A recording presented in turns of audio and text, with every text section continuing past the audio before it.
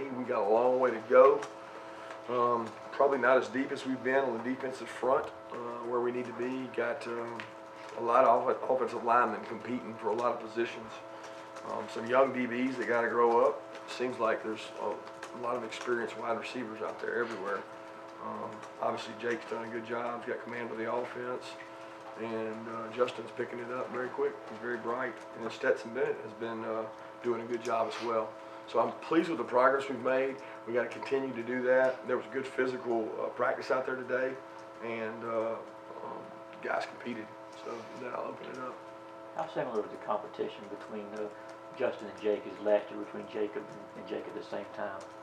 I don't know. I think last year, with no Bryce, you felt like there was not a three there evident. I think Stetson, being that he's done what he did through fall camp, the season being the scout team guy, and then the bowl practices getting to work. I feel like we got three guys there that are really competing and doing a good job. I think it's a little different because I think Jake obviously played more games than Jacob did with the success we were able to have getting the extra games. He's picked things up well, and Justin's a very advanced quarterback, similar to how Jake was coming in.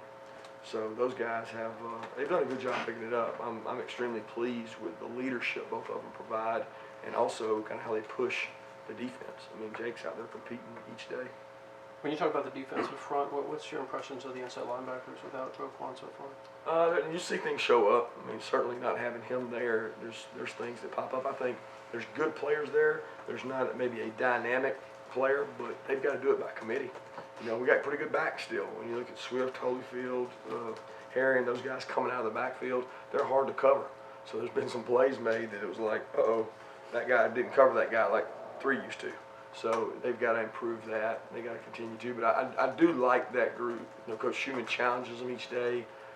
We've been rolling who goes with the 1s and 2s and 3s because there's really no defined starter, in my opinion. I mean, there's literally 6 guys competing for 2 starting spots, and there's nobody that's you can't say anybody's a starter there. There's nobody that's really played a bunch. I think we just kind of made an assumption that Andrew Thomas would pop over there to left tackle and be the left tackle. Obviously, he's working there. What have been your impressions of him over there? I probably hadn't paid close attention to it as much as I should. That's hard to say in shorts, and today being the first day in pads. I do know this: if you don't notice him, it's probably a good thing. It's not like there's popping up sacks and things. I mean, it's very quiet. It's like, okay, there's not a lot of issues over there. We hadn't got a lot of pass rush up that side. He's made the transition well. I think Coach Pittman has done a good job leading up to this of walkthroughs, knowledge. We had bowl practices where we just worked on us, and he flipped over and played 2 or 3 practices. So it's not foreign to him. He's done a tremendous job. The challenge for Andrew is, can he become a vocal leader, not just a leader by example. He's got to learn to push other guys and challenge other guys along with Lamont. And I think he can be that kind of impact leader. I know you've been on teams where the defense is just reloaded, even though they lost a lot of guys. But how stark is like the difference in the character of this defense with all that experience left, and with Roquan, a guy that would make so many plays by himself, not there anymore? Yeah, it's hard to measure right now because we haven't hit adversity. When you're in no pads, it's hard to create adversity because there's no contact and there's not a lot of big plays. You don't really know if they got them or not. Then today, it was a little chippy out there and guys were hitting, and I thought the defense, actually the first day today was better than first day last year. Because I know y'all still don't believe me, but last spring was, I don't know the right word, horrible maybe for the defense because Roquan wasn't there and Trenton wasn't there, and we really got out physicaled. But that wasn't that way today. But it does scare me that it could be that way some days because we are a little older, more mature on the offensive line, got a good quarterback, and we got to get better on defense. And there's some holes out there. Got a lot of young DBs. Devon Wilson got injured today. I don't know the status of that, but that's disheartening because he had 3 really good practices, and I was really fired up about him. And we'll have to wait and see what the injury is. Did you know he was? I'm sorry, Kirby.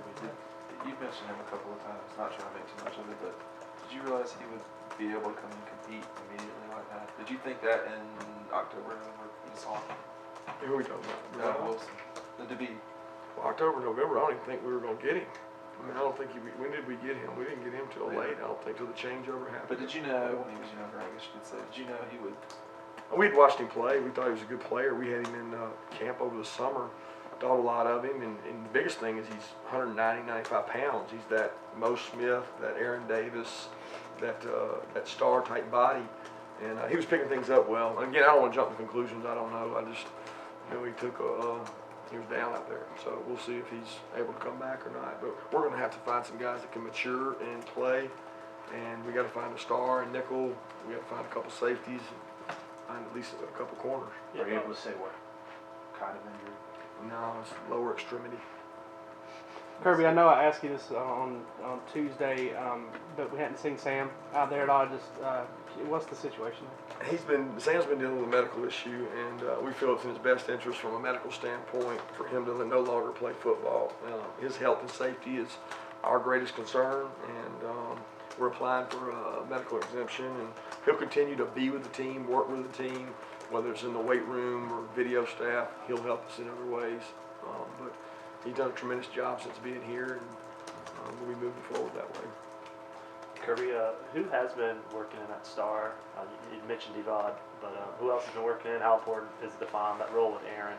Well, it's like 80% of what we do, and Tyreek McGee is a really good star, but he's not real big, and Tyreek's a physical guy, but he weighs 180 pounds, and in our league, we're going to have to get creative there.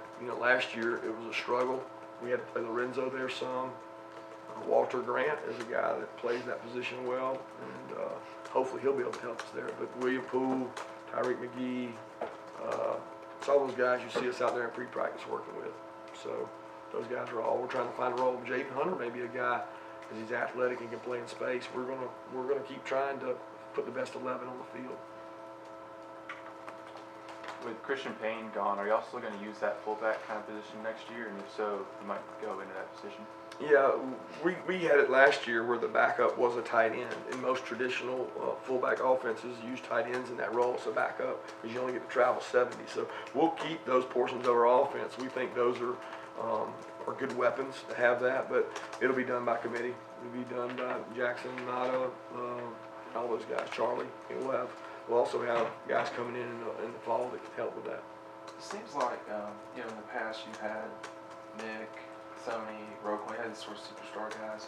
It's harder and harder to identify the superstars, if you will, on this team, maybe the program in general. How's that working chemistry-wise for the program? I think it's good. I mean, I don't think those guys ever saw themselves as superstars. We certainly didn't treat them that way. They didn't behave that way. They didn't practice that way. So nobody in this program plays or practices with an entitlement. That's my ultimate goal. So I'm looking for the entitlement guys every day at practice to see if they feel that way and challenge them to compete. Whether we have a superstar or what you call a first rounder, I don't know that. I know we've got a lot of kids out there competing, trying hard, and we got a long way to go because we got a lot of guys. I mean, if you take the snaps we got to replace, especially on defense, we have a long way to go. But I enjoy coaching this group. They're like sponges. They absorb. I mean, so far, they've had the eagerness that you would like to have. Coach, do you have any comment on one of your employees was dismissed because of some stuff going on here in the football office? What's your reaction to that? Yeah, I mean, disappointed, upset, but I'm very pleased that it didn't involve any of our student athletes, and that's the key. And we're really focused on spring ball. Coach, what can you say about maybe Matt Landers and Jeremiah Holloman and their progression coming into this year? And you also mentioned leaders at the wide receivers. Who are you seeing as those emerging leaders? Yeah, Terry and Riley are clearly Miko. Those three guys, they have a presence about them. They have a confidence about them. They were able to make some plays last year. I think the last 2-3 days, the thing that stuck out to me is the Jason Stanley, Tyler Simmons, Akil Crumpton, Chigboo's made some plays. Matt's growing up. He's trying to grow up and push through.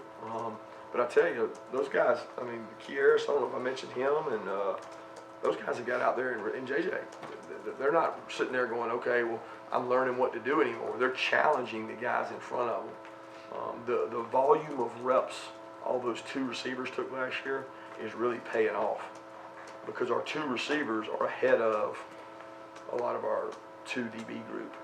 and that's a bright spot. That I feel like we've got a pretty good depth of receivers. They helped us a lot on special teams last year. You mentioned the nickel star position a minute ago. Who's working there? I mean, is it everybody's getting some work there right now, or are you guys trying to get a group of guys ready to play there? You been in here a long time? He just asked that question. Oh, It's sorry. the guys that I work with at the beginning of practice.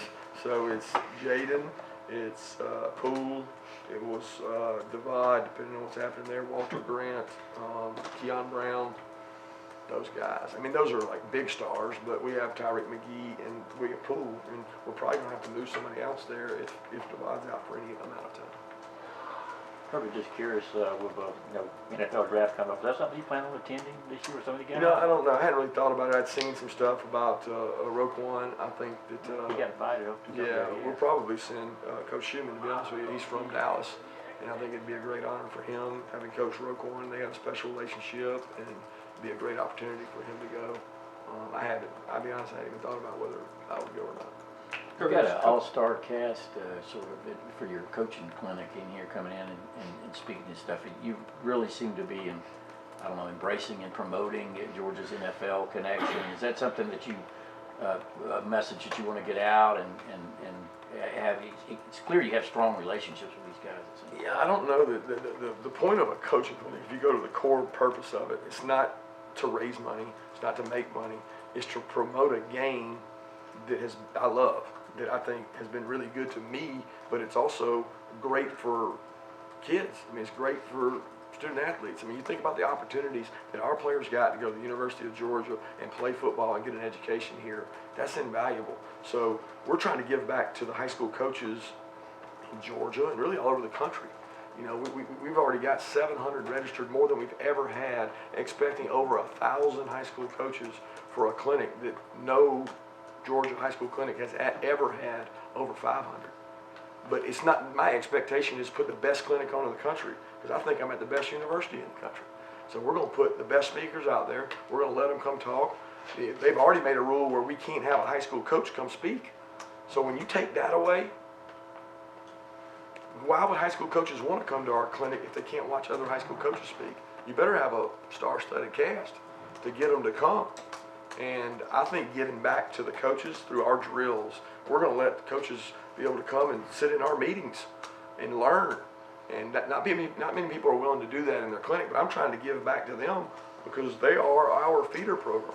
You know, the state of Georgia has the best high school coaches in the country because our state education system is such that they get good benefits, they get good pay. So if they're developing tough, hard-nosed, disciplined football players, guess who I get to inherit? Those guys. So it's somewhat of a minor league for us. So I really believe that you should give back to them. And Coach Belichick was like, absolutely, I would love to come speak at your clinic because you got one of the best states in the country to play football in. McVay and Dan Quinn the same way. Last question. Bakari Rambo, I've seen him out there the last few days. Is he working with you guys in some capacity? You brought him on? Yes, he is working currently as an intern, and there's a possibility he would be. We hope for him to be a GA eventually, whenever the time's right. But right now, he's just an intern, and he's an invaluable resource for these kids because he's a kid that pushed through, graduated from University of Georgia, came from down in South Georgia where a lot of our kids come from, and we think the experiences he's had playing in the NFL are just unbelievable for these student athletes. Thanks, Thank you. guys.